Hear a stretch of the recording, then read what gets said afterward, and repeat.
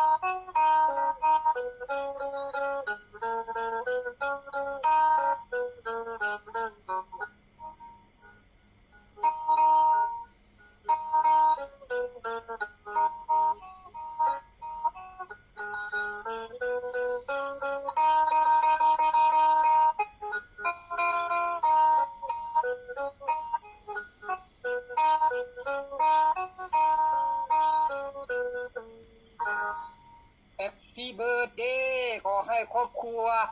ของคุณครูนิสากับอาจารย์ทีกับคุณแม่ท่านด้วยให้มีความสุขความเจริญ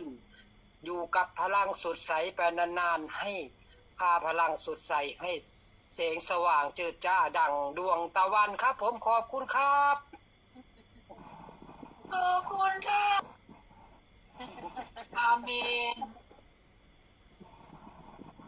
ขอบคุณพี่ป้อมค่ะฝันเป็นจริงอีกแล้ว